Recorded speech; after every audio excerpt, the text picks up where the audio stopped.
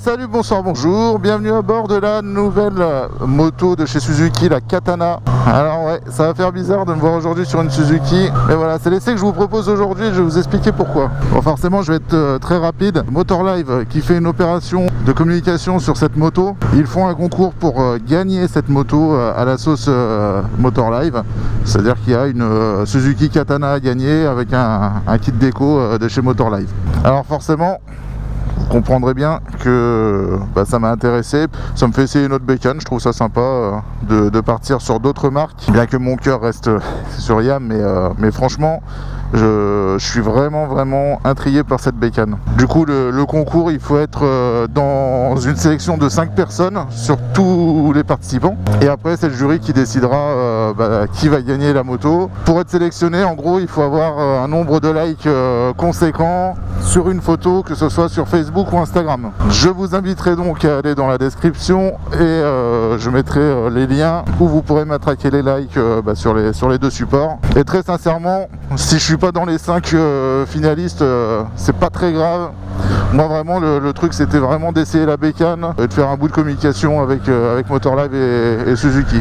Pour ceux qui regarderont la vidéo un peu à retardement, le concours se finit le 31 octobre. Alors pour rappel, le but de CTC c'est pas de faire le con avec la moto, c'est vraiment de vous donner mon ressenti là-dessus. Il y a quelques tests sur internet mais il n'y en a pas énormément, c'est pour ça que c'est intéressant d'essayer et de donner son propre avis sur la bécane.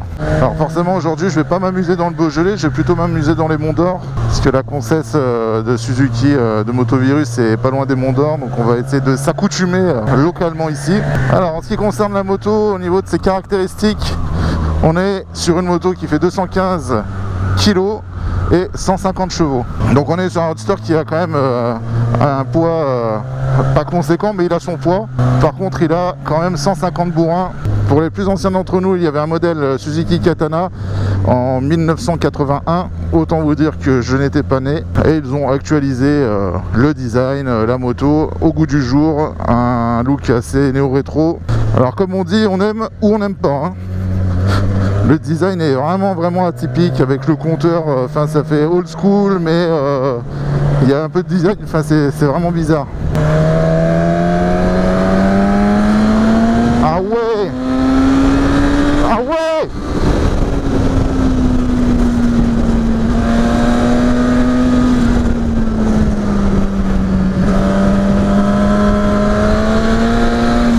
là vous avez clairement un putain de coup de pied au cul.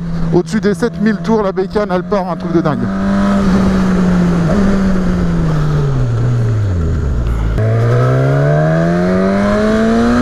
Ah ouais, c'est ça, hein.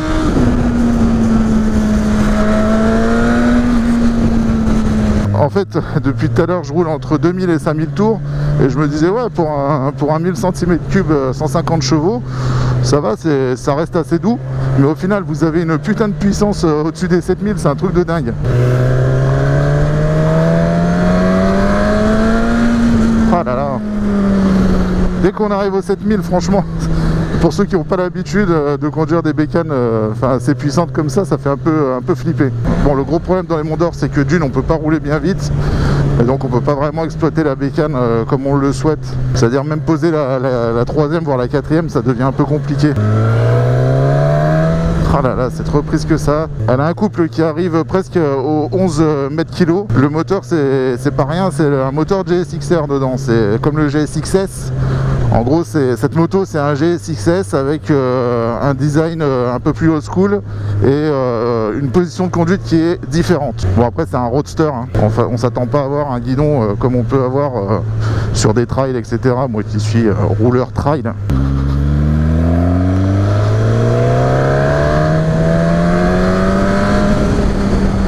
Voilà, je suis reparti en 3 tranquille, ça repart vénère. Niveau du freinage, on est sur du Brembo à l'avant, donc autant vous dire que ça passe assez fort. Bien que sur les motos Suzuki, le freinage soit souvent discriminé, là en général sur du Brembo, on n'a pas à se plaindre. Tenez, je vais vous faire voir le compteur. Au niveau des commandes, on a ici l'appel de phare et pour mettre le plein phare. Donc moi j'ai toujours trouvé ça très bizarre de lever pour avoir un plein phare. Bref, donc là on est sur un mode traction control, on a 3 positions plus le off. Donc là le traction est éteint. Position 1, le moins intrusif, 2, intrusif un peu plus, et le 3, apparemment, c'est intrusif de fou. On peut régler l'intensité du compteur, en fait, la luminosité, trip A, trip B, la charge de la batterie, donc là on voit que l'alternateur fonctionne bien, 14,3 volts. La moto a 2500 km, 2418. Ensuite, vous avez le compte tour. Le rapport engagé qui est ici, l'essence, température du moteur, on a l'heure. Donc là je pense que c'est la conso instantanée, je vais le laisser pour vérifier. Et ensuite le tableau de bord est très simple, hein, les clignotants qui s'allument. Là vous avez un warning, l'ABS, le neutre, le voyant moteur, traction control, à la chaud pupus 105 degrés et le plein phare. Et ici ça s'allume, je sais pas trop ce que c'est. Mais ouais, ça s'allume, je vais voir si c'est pas genre un shift light ou un truc comme ça. Et après voilà, coupure du moteur, le warning et le démarrage. C'est tout ce qu'on a.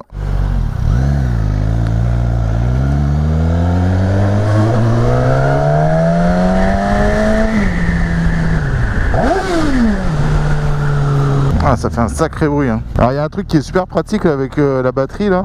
Forcément, moi c'est la première fois que je vois ça sur une moto, hein. Là on voit que 14,4 volts. Pour ceux qui connaissent pas, en gros les batteries, quand vous démarrez vos motos, elles prennent la charge avec l'alternateur. Et du coup on voit que l'alternateur fonctionne bien. Dès que vous coupez la moto, on voit que la batterie est à 12,8. Donc ça peut être sympa. Pour savoir si votre batterie est en bonne forme, savoir si votre alternateur fonctionne, etc. La chose que je remarque avec la poignée d'accélération, elle est très réactive. Moi je dirais même trop réactive. En fait, dès qu'on tourne limite la poignée, la bécane elle se barre direct, comme si on était sur un tirage court en fait.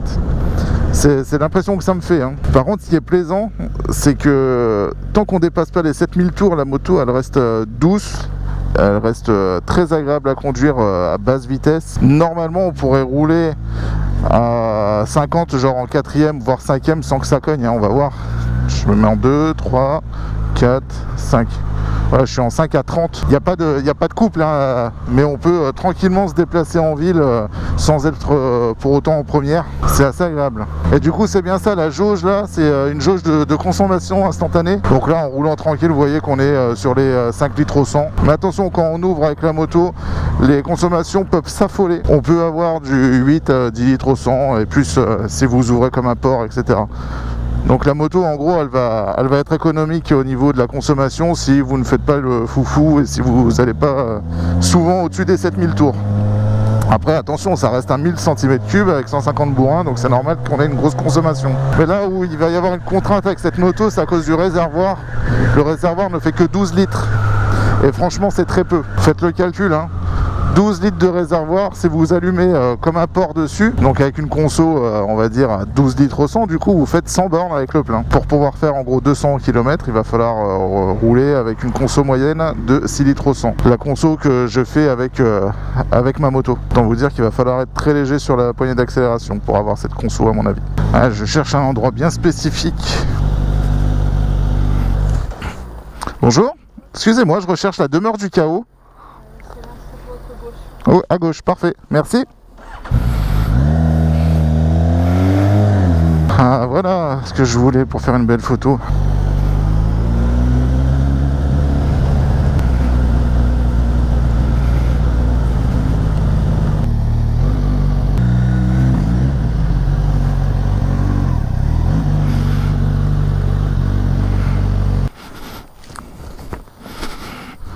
Voilà, première fois que je vais à la demeure du chaos. Je peux prendre 2-3 photos, les vidéos d'intro. On verra bien ce que ça donne. Niveau confort et position de conduite sur la moto, il faut savoir que les suspensions sont vraiment très fermes. Elles sont réglables à l'avant entièrement. Et à l'arrière, vous avez la détente et la précharge. Très franchement, là, bon, elle doit être réglée en mode full stock, mais il y a une bonne rigidité. Alors forcément, vu que c'est tout rigide, le confort au niveau de la route, c'est raide, hein, c'est très raide. Mais en tout cas, on a une bonne tenue de route avec cette moto. Elle est très agile. Ouais, je commence à m'habituer un peu à l'accélérateur. En fait, oui, c'est un coup à prendre.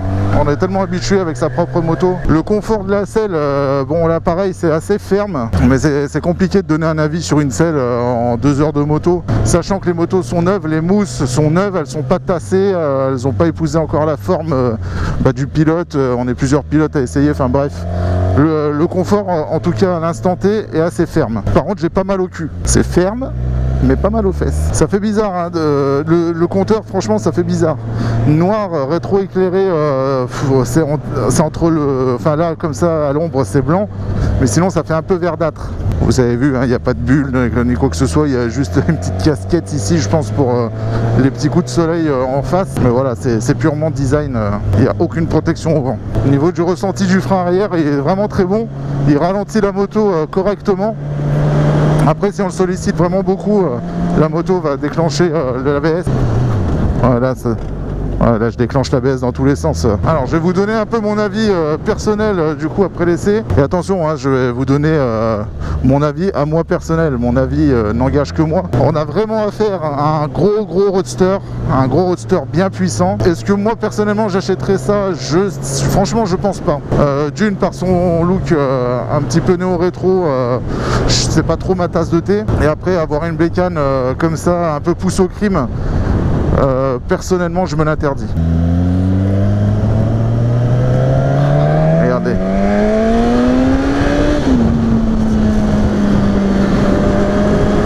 Elle demande que ça, hein.